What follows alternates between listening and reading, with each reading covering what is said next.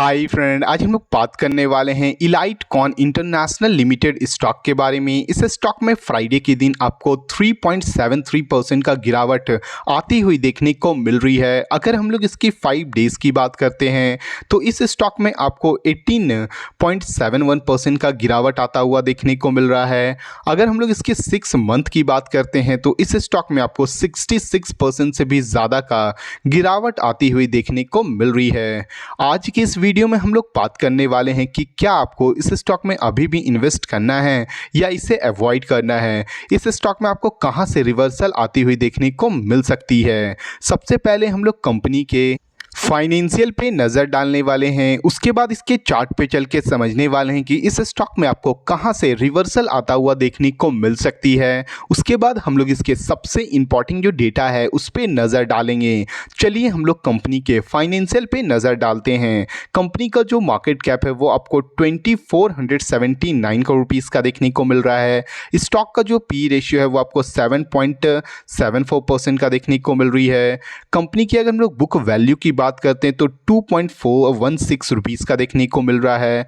ROE की बात करते हैं तो 43.5% का देखने को मिल रही है। और कंपनी का जो फेस वैल्यू है वो आपको 1 रुपीज़ में देखने को मिल रहा है। अगर हम लोग इस कंपनी के क्वार्टरली रिजल्ट्स पे नज़र डालते हैं तो आप देख सकते हो कंपनी का जो सेल्स आपको सितंबर 2025 में 2192 करोड़ रुपीज़ का था। वही दिसंबर 2025 में आपको यह डिक्लाइन होके 1741 करोड़ रुपीज़ का आता हुआ देखने को मिल रहा है। कंपनी की अगर हम लोग ऑपरेटिंग प्रॉफिट की बात करते हैं तो सितंबर वाले क्वार्टर में आपको ये 154 करोड़ रुपीज़ का था। वही दिसंबर वाले क्वार्टर में आपको ये डिक्लाइन होके 134 करोड़ का आता हुआ देखने को मिल रहा है। कंपनी का आपको क्वार्टर ऑन क्वार्टर बेसिस पे कंपनी का आपको सेल्स भी डिक्लाइन होता हुआ देखने को मिल रही है और कंपनी का आपको प्रॉफिट में भी काफ़ी बड़ा गिरावट आता हुआ देखने को मिल रहा है। इसीलिए इस स्टॉक में आपको काफ़ी बड़ी करेक्शन भी आती हुई देखने को मिल रही है। अगर हम लोग इस कंपनी के प्रॉफिट एंड लॉस स्टेटमेंट पे नज़र डालते हैं ईयर ऑन ईयर बेसिस पे तो आप देख सकते हो कंपनी का जो सेल्स आपको मार्च 2016 में आपको 1 करोड़ रुपीज़ का था। वही मार्च 2025 में आपको ये बढ़ के 549 करोड़ रुपीज़ का होती हुई देखने को मिल रही है। कंपनी की अगर हम लोग ऑपरेटिंग प्रॉफिट की बात करते हैं तो मार्च 2026 में आपको ये 0 करोड़ रुपीज़ का था। वहीं मार्च 2025 में आपको ये बढ़ के 0 से 69 करोड़ रुपीज़ का होता हुआ देखने को मिल रहा है। कंपनी का आपको ईयर ऑन ईयर बेसिस पे कंपनी का जो प्रॉफिट एंड लॉस है वो आपको मतलब काफ़ी सालों का आपको गैप के बाद आपको इसमें देख सकते हैं काफ़ी बड़ी आपको जंप आता हुआ देखने को मिल रही है। अगर हम लोग इस कंपनी के बैलेंस शीट पे नज़र डालते हैं तो आप देख सकते हो कंपनी का जो इक्विटी कैपिटल है वो मार्च 2025 में आपको ये 160 करोड़ रुपीज़ का था। वही सितंबर 2025 में भी आपको ये स्टेबल 160 करोड़ रुपीज़ का देखने को मिल रहा है। अगर हम लोग कंपनी के रिजर्व्स की बात करते हैं तो मार्च 2025 में जो कंपनी का रिजर्व आपको 0 करोड़ रुपीज़ का था वही सितंबर वाले क्वार्टर में आपको ये बढ़ के 186 करोड़ रुपीज़ का होता हुआ देखने को मिल रहा है। अगर हम लोग कंपनी की बोरोइंग की बात करते हैं कि इस कंपनी पे कितना कर्ज है तो मार्च 2025 में आपको ये 3 करोड़ रुपीज़ का था। वही सितंबर 2025 में आपको ये बढ़ के 376 करोड़ रुपीज़ का होता हुआ देखने को मिल रहा है। किसी भी कंपनी का जो बोरोइंग है जो कर्ज है वो कम होती बढ़ती है तो कंपनी के लिए काफ़ी बड़ी नेगेटिव न्यूज़ मानी जाती है। वहीं पे किसी भी कंपनी का जो रिजर्व बढ़ता है वो कंपनी के लिए काफ़ी बड़ा पॉजिटिव न्यूज़ माना जाता है। मगर कंपनी का आपको बोरोइंग आपको बहुत ज़्यादा देखने को मिल रहा है, वहीं पे कंपनी का रिजर्व आपके कम है मगर कंपनी का जो कर्ज है वो आपको काफ़ी ज़्यादा देखने को मिल रहा है। अगर हम लोग इस कंपनी के शेयर होल्डिंग पैटर्न पे अगर नज़र डालते हैं तो आप देख सकते हैं कंपनी में जो प्रोमोटर का जो होल्डिंग है वो आपको जून 2026 के अकॉर्डिंग 59.43% का देखने को मिल रही है। फॉरेन इन्वेस्टर की अगर हम लोग बात करते हैं तो आपको ये 36.43% का देखने को मिल रहा है। डोमेस्टिक इन्वेस्टर की अगर हम लोग बात करते हैं तो ये 0% का देखने को मिल रहा है। और पब्लिक की होल्डिंग की अगर हम लोग बात करते हैं तो 4.14% का देखने को मिल रहा है। कंपनी का आपको क्वार्टर ऑन क्वार्टर बेसिस पे कंपनी में आपको काफ़ी बड़ी गिरावट आती हुई देखने को मिल रही है। वहीं पे ईयर ऑन ईयर बेसिस पे कंपनी आपको काफ़ी सालों के बाद काफ़ी बड़ा आपको प्रॉफिट भी करता हुआ देखने को मिल चुका है।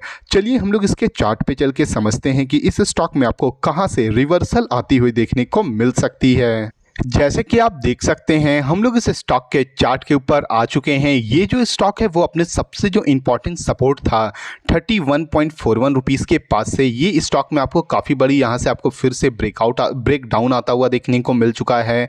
जो स्टॉक आपको 15.55 रुपीज़ के पास ट्रेड करता हुआ देखने को मिल रही है।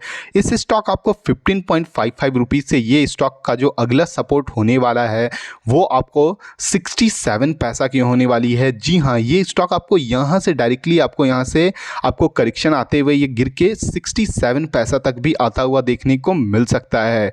अगर आपको इससे पहले अगर आपको इस स्टॉक में रिवर्सल आता है तो इस स्टॉक का जो सबसे पहला जो आपको ये टारगेट होने वाली है वो आपको 31 रुपीज़ का होने वाली है। अगर ये 31 रुपीज़ को ब्रेकआउट करती तो 127 को अगर ये ब्रेकआउट करती तो 236 और 236 को ब्रेकआउट करती तो भाई इसमें आपको काफ़ी बड़ा भी मूव आता हुआ देखने को मिल सकता है।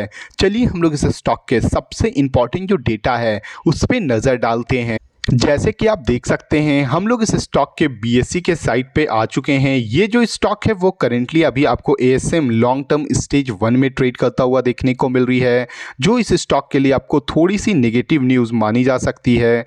अगर हम लोग इस स्टॉक की अगर हम लोग वॉल्यूम पे नज़र डालते कि इस स्टॉक में आपको कैसा वॉल्यूम आता हुआ देखने को मिल रहा है तो 24 जुलाई के अकॉर्डिंग इस आईपीओ में आपको स्टॉक में आपको काफ़ी अच्छा वॉल्यूम आता हुआ देखने को मिल रही है, जो 3,80,449 क्वांटिटी आपको ट्रेड होता हुआ देखने को मिल रही है।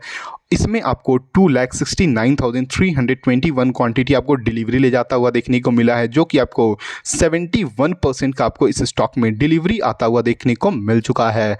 अगर आप इस स्टॉक में अभी आप इन्वेस्ट करने के बारे में सोच रहे हो तो फिलहाल अभी रुक जाओ, क्योंकि इस स्टॉक में जब तक आपको एक रिवर्सल आती हुई देखने को नहीं मिलती है तब तक आप इस स्टॉक में थोड़ी सी दूरी बना सकते हो। अगर फिर भी आप इसमें इन्वेस्ट कर सकते हो तो एक बार खुद की भी एनालिसिस ज़रूर करना, क्योंकि ये जो वीडियो है वो केवल एजुकेशन पर्पस के लिए है। अगर आपको इस वीडियो से थोड़ी भी वैल्यूएबल इन्फॉर्मेशन मिली हो तो प्लीज़ वीडियो को लाइक और चैनल को सब्सक्राइब करना ना भूलें। Thank you.